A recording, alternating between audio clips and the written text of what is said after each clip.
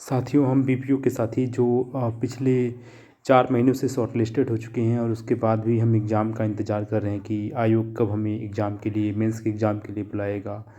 हमारी सोच बढ़ी हुई है और अभी इधर ही जूनियर असिस्टेंट का भी आ गया कि ये भी शॉर्ट लिस्टेड आ चुके हैं।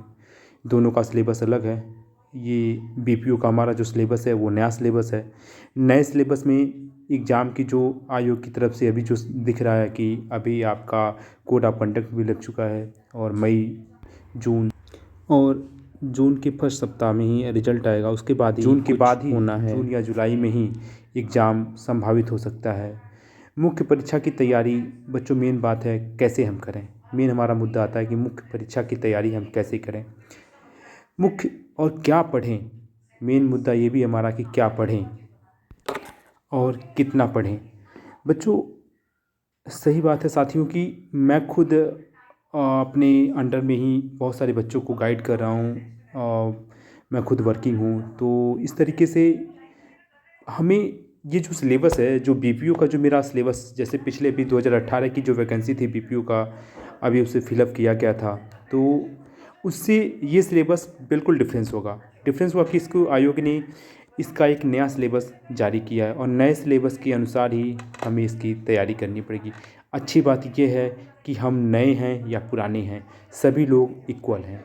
हमारे पास एक सिलेबस है, उसी सिलेबस से ही टोटल सारे क्वेश्चंस आने हैं और ये सिलेबस इतना ब्रॉड भी नहीं है कि वो सिलेबस हम कंप्लीट नहीं कर सकते हैं। बस थोड़ा सा सिंसियर होके हमें इसे पढ़ना है।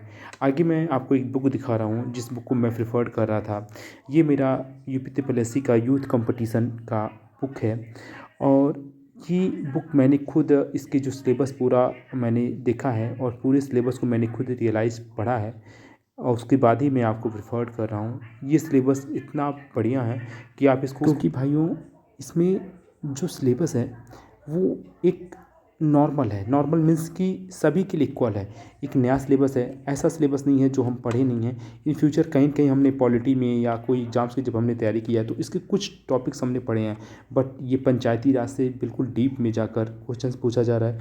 तो इस बुक में जो आपको विषय सूची दी गई है, क्रमवार विषय सूची दी गई है, उससे संबंधित जो क्वेश्चंस आते हैं, क्वेश्चन मैक्सिमम जो यूथ मुझे अच्छा लगता है कि हर टॉपिक से कुछ क्वेश्चंस बनाते हैं ऑब्जेक्टिव टाइप से, जिस टाइप से क्वेश्चन संभावित हो सकते हैं पूछने का, तो उस टाइप के क्वेश्चन हमें देते हैं और उस टाइप के क्वेश्चन ही हम अगर लर्न करके अपने आप में ऑब्जर्व करते हैं कि क्या मैंने कितना पढ़ा और क्या माइंड पे कितना बना हुआ है। तो बच्चों, बस इस बुक को मुझे लगता है भाइयों कि आप 2 से 4 कम से कम 2 बार, 2-3 महीने में 2 से 4 बार तो पढ़ ही सकते हैं। साथ में देखिए, आपको मेन ये कंप्यूटर की बुक है।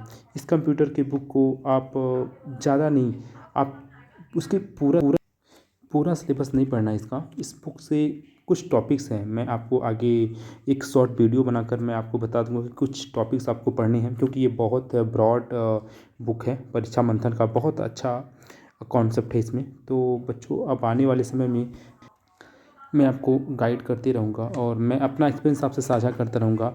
इसी के साथ भाइयों, लगे रहिए और अपने लक्ष्य को प्राप्ति के लिए बिल्कुल बैठिए मत, लगे रहिए।